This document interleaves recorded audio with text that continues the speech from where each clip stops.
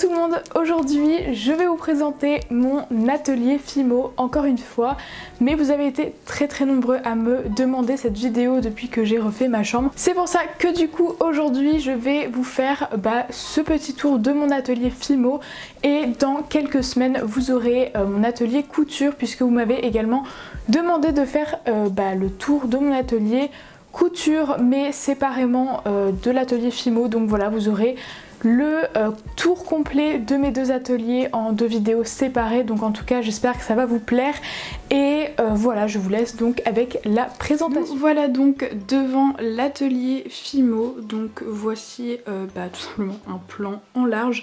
Vous pouvez voir donc à peu près la globalité, donc c'est un meuble, c'est le même que d'habitude que j'ai toujours eu, donc une sorte de petit bureau en bois que j'ai repeint récemment et qui fait à peu près 1 mètre de long, voilà.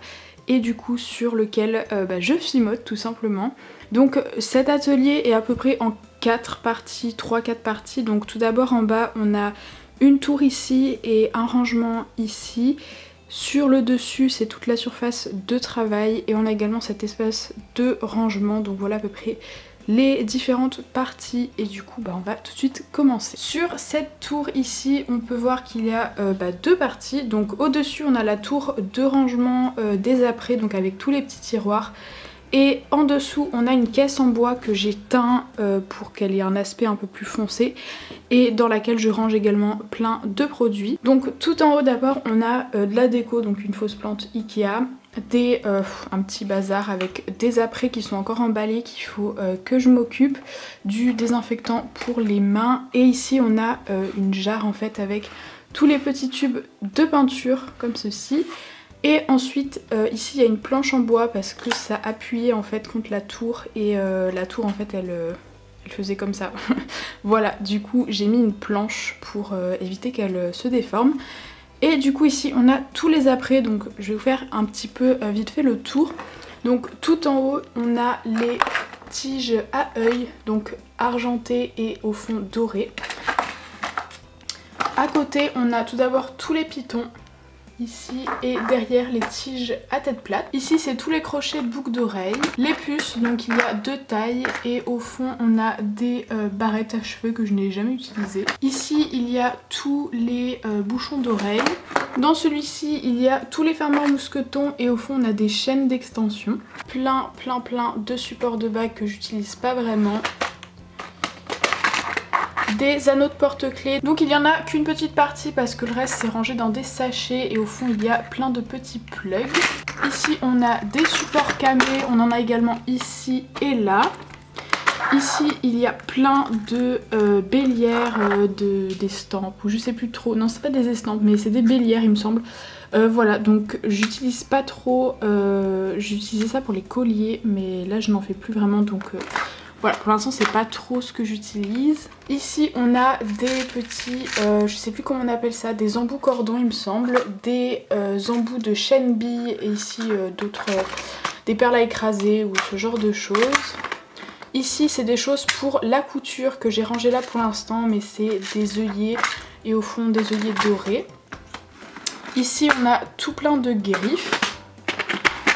Des emporte-pièces, donc là on a toutes les grosses collections on va dire. Et à côté on a les douilles à chantilly et également des mini emporte-pièces. Ici c'est tous mes cabochons que j'utilise pour faire des moules. Là on a toutes les cannes que j'ai, voilà, qui sont rangées là. Des fioles et au fond c'est plein de vaisselle, de porcelaine, de coupes de glace, plein de choses comme ça. Ensuite on a ici plein de marque-pages, des nœuds, donc ça pareil j'utilise plus vraiment. Ici c'est plein d'apprêts, de choses comme ça que j'ai eu en cadeau ou voilà des apprêts de différentes couleurs autres que argentées et que j'utilise pas forcément, donc je les mets là parce que je sais pas trop où les mettre. Ensuite ici on a plein de bâtons d'esquimaux, voilà, que j'utilise notamment pour la miniature. Des cotons-tiges. Ici ensuite on a que des créations qui sont stockées dans les compartiments parce que voilà, c'est un peu plus simple pour moi de les avoir rangées là. Donc généralement c'est les créations de collections permanentes. Donc ici on a voilà des hamburgers, plein de petites choses. Donc je vais pas faire le détail parce que vous connaissez probablement les créations. Mais voilà, elles sont toutes rangées ici pour qu'elles soient bien triées et qu'il y ait bien la place de toutes les ranger parce que ça prend beaucoup de place, n'empêche. Et du coup, voilà pour tout ce qu'il y a.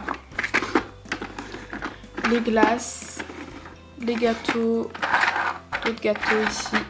Donc voilà pour cette tour. Et ensuite en dessous, donc dans la boîte en bois, ici on a une autre tour. Donc pareil, hein, toujours je l'ai depuis vraiment le début cette tour. Donc ici je range tous les porte-clés qui sont montés. Donc là j'ai pas la place de tous les mettre. Mais la plupart des porte-clés macarons sont ici. Ensuite on a d'autres créations, donc il n'y a pas grand chose, mais c'est des choses je sais pas trop où les mettre. Donc celui-là est raté. Et les autres, soit elles sont pas encore finies, ou voilà des créations que je sais pas trop où mettre. Ici on a tous les moules, donc je n'arriverai pas à ouvrir cette en entier, mais il y a plein de moules dedans. Et le dernier, pareil je vais pas l'ouvrir en entier, mais c'est toutes mes poudres Perlex, donc c'est des pigments. Et ils sont tous rangés là-dedans. Ensuite à côté il y a tous les produits en flacon, ce genre de choses. Donc on a la Fimo liquide, du vernis, voilà plein de pots de vernis, la résine UV. Ensuite on a du talc, de la crème hydratante, du dissolvant et derrière on a également des petites choses pas très importantes. Mais en tout cas, voilà si je fais pas tout tomber. Ici on a également deux pots que j'utilise donc pour faire les moules, donc c'est... la marque c'est Amazing Mold Petit. C'est également des pots que j'utilise pour la prise en main pour sculpter au-dessus des coques de macarons ou des petites choses, voilà, parce que ça permet d'avoir une bonne prise en main. Donc voilà, j'utilise ça comme support pour faire la Fimo. Ensuite ici on a une assiette que j'ai pareil depuis le début, c'est mon assiette pour mettre les créations à cuire qui passe également au four puisque c'est une assiette en porcelaine tout simplement. Donc les assiettes, ça passe au four, logique, et du coup c'est très pratique comme ça, une fois que j'ai fini une création, je la mets dessus et ça peut directement partir au four. Et ensuite à côté on a évidemment la plaque de carrelage où je fais de la Fimo tout simplement. Donc c'est une plaque qui vient de Castorama que j'ai pris en échantillon, donc voilà. Pour ceux qui ont besoin d'un plan de travail, donc allez dans les magasins de bricolage parce que ça coûte vraiment pas cher, c'est 2 €, voire des fois ça peut être gratuit. Pour avoir un échantillon de plaques de carrelage et c'est très pratique pour faire de la Fimo. Ici on a la boîte de pastel sec que j'ai acheté sur Amazon il y a très longtemps. Donc voilà, qui est juste à côté comme ça, prête à utiliser quand je fais de la Fimo. Ensuite ici on a le premier pot à crayon, donc celui qui est le plus fourni, il y a tous les pinceaux dedans. Ensuite il y a des pailles, des brochettes, enfin plein de trucs un peu bizarres. Également de la colle, plein d'outils, brosse à dents, lame, coulis, enfin il y a vraiment de tout là-dedans. C'est un peu le bazar, mais c'est un petit pot à crayon hyper pratique vu qu'il y a plein de compartiments dedans. À côté ici j'ai un pot où c'est vraiment des choses pour écrire, donc des feutres, des fluos, Posca, stylo bic, règles, vraiment des trucs assez basiques pour écrire. Ici on a tous les outils de style, outils en silicone, les petits outils en bois vous savez avec plein de formes là, les dotting tools, aiguilles, voilà tout ce genre d'outils de sculpture. Et à côté ici on a les outils plus gros en fait, donc les pinces, tournevis, pinceau éponge, rouleau, briquet, scalpel, ce genre de choses qui prend beaucoup de place et voilà que je mets dans un pot à côté. Derrière on a la guirlande électrique qu'il y a sur le tableau. Ensuite ici c'est une petite nouveauté voilà, que j'ai acheté récemment, ça vient de chez Action. C'est un trépied pour téléphone et je l'ai acheté pour faire des lives en fait parce que je n'avais plus d'embout pour mettre le téléphone sur le trépied et du coup je me suis dit ça peut être hyper pratique pour faire les lives. Comme ça prend pas de place voilà, sur l'atelier et je peux mettre le téléphone et faire la Fimo pendant les lives Instagram. Donc ensuite au dessus il y a la lampe Ikea, voilà, donc petite lampe pour éclairer les deux ateliers et qui est vraiment hyper pratique et hyper chou, voilà. Devant la lampe il y a 7 autres boîtes à compartiments. Dedans il y a plein de bazar également, donc des vernis, des coulis, des rouleaux, colle. Ici c'est mon habituel petit flacon pour ma solution nettoyante, donc c'est de l'eau, du liquide vaisselle et du bicarbonate de soude. Comme ça fait un petit nettoyant pour la plaque de carrelage, etc. Donc ça évite d'utiliser des lingettes pour le nettoyage des outils. Ensuite voilà, des cure-dents, vraiment plein de choses, de la colle. Et ici évidemment la pasta machine incontournable, voilà, qui est posée ici comme ça, je l'ai juste à côté pour l'utiliser, donc c'est bien pratique. Donc voilà pour la partie supérieure de l'atelier, donc c'est vraiment là où l'essentiel des choses se passe, puisqu'en dessous c'est vraiment que du rangement. Donc c'est une tour qui vient de chez Castorama il me semble également, et du coup il y a 6 ou 7... non, il y a 8 compartiments dedans que j'ai tous étiquetés avec des petites étiquettes comme ça pour qu'on puisse bien voir ce que c'est. Donc déjà au-dessus il y a des lingettes, derrière c'est des boîtes de rangement avec plein de breloques dedans. Voilà, comme ça elles sont toutes classées et bien rangées. Et derrière c'est du film alimentaire pour faire des macarons ou des choses comme ça. Dans le premier tiroir on a toutes les pâtes qui sont pas ouvertes, et au-dessus on a également toutes les plaques de texture et les pochoirs graines créatives, donc ils sont tous là. Et aussi voilà, donc toutes les pâtes et de la pâte siligome également. Derrière on a des gros moules et pareil des gros pains, donc là c'est tous les pains non ouverts. En dessous on a tous les apprêts et toutes les boîtes un peu de rangement. Donc ça c'est des petites boîtes, on me demande souvent où est-ce que je les trouve, donc je les trouve sur Créafirm, elles sont vendues par 6 il me semble. Et c'est des petites boîtes vraiment très pratiques pour faire par exemple les coulis. Comme ça on peut tous les ranger, pour mettre les anneaux, des apprêts quelconques, des petites miniatures, enfin vraiment on peut mettre plein de choses dedans. Ici bon, j'ai un bracelet en je sais pas trop quelle matière. Et j'ai ici tout le reste de mes porte-clés, voilà, qu'il faut que je remette dans l'autre compartiment. Derrière ici on a d'autres boîtes avec des microbilles, du coulis. Ici on a plein de strass et de chaînes. Et au fond c'est tout ce qui est feuilles d'or, paillettes, tous les petits trucs genre microbilles, paillettes. Voilà, tout ça c'est mis au fond parce que j'utilise pas très souvent, donc voilà. En dessous on a un tiroir avec toutes les perles, donc pareil c'est pas quelque chose que j'utilise très souvent. Mais ici on a les perles que j'utilise pour tout ce qui est porte-clés, marque-page. Donc des perles qui viennent de chez Perlaya, donc je les ai toutes classées par couleur. Ici on a plein de sachets avec d'autres perles également. Et derrière on a toutes les perles de rocaille que j'utilisais il y a longtemps pour les bracelets en perles, je sais plus comment on les appelle. Et ici j'ai plein de vieilles perles et d'autres perles encore au fond. Ici c'est les créations qui sont montées, donc on a les marque-pages de ce côté et ici on a toutes les boucles d'oreilles.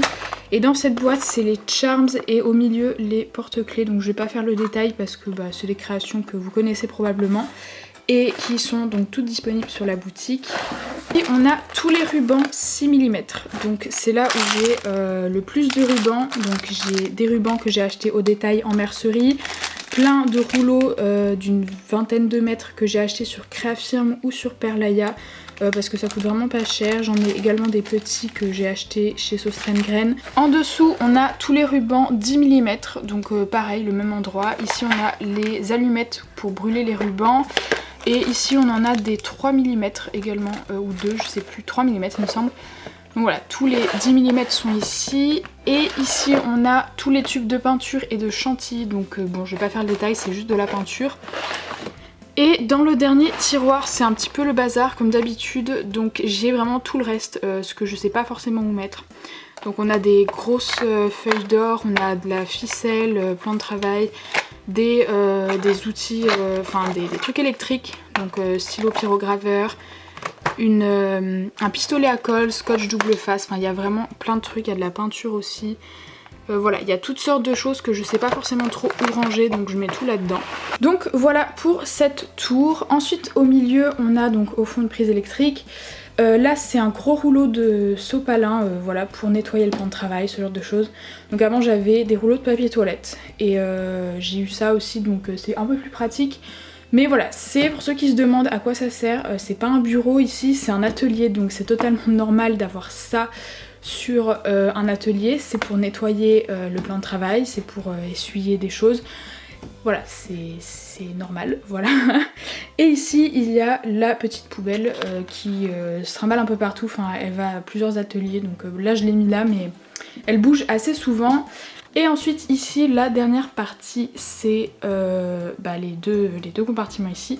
Donc pour aller vite dans le placard, c'est pas très intéressant, mais j'ai toutes mes vieilles créations sur les présentoirs. Donc c'est tout rangé ici, avant c'était pour les vides-greniers, mais maintenant j'en fais plus, donc ça reste là. Et on a donc tous les présentoirs avec les créations dessus. Et ici on a des feuilles colorées pour faire les photos et tout. Donc voilà ce qu'il y a là-dedans, mais c'est franchement pas très intéressant. Et pour finir l'atelier, on a ici le tiroir avec tous les pins de Fimo entamés. Donc c'est vraiment le bazar. On a également le heat gun ici parce que comme ça il est facile d'accès. Mais c'est voilà, normalement c'est censé être rangé par couleur en dessous. Sauf qu'il y a les gros pins et tout, enfin c'est... Voilà, j'ai essayé plusieurs fois de garder ça rangé mais c'est impossible parce que je refous toujours le bazar dedans. Donc on peut voir les couleurs que j'utilise le plus au-dessus et toutes les petites couleurs sont vraiment en dessous. Donc voilà tous les pins qu'il y a là-dedans. Donc voilà pour cette vidéo, j'espère qu'elle vous aura plu, donc n'hésitez pas à me donner votre avis dans les commentaires. Évidemment cette vidéo n'est pas du tout faite pour me vanter de quoi que ce soit par rapport au fait que j'ai beaucoup de matériel et je le sais, mais c'est vrai que voilà, c'est énormément de temps pour acquérir tout ce matériel et c'est parce qu'également j'en fais énormément, donc voilà, vous n'êtes pas obligé d'avoir un atelier aussi gros si vous faites de la Fimo, ça n'a aucun intérêt, mais c'est vrai que moi je fais énormément de Fimo et ça depuis vraiment plusieurs années, donc c'est totalement normal si j'ai un atelier quand même assez conséquent dans ma chambre, mais voilà, c'est pas du tout pour me vanter de quoi que ce soit. En tout cas j'espère que cette vidéo vous aura quand même plu et sur ce je vous fais plein de gros bisous et je vous dis à la prochaine, bye tout le monde.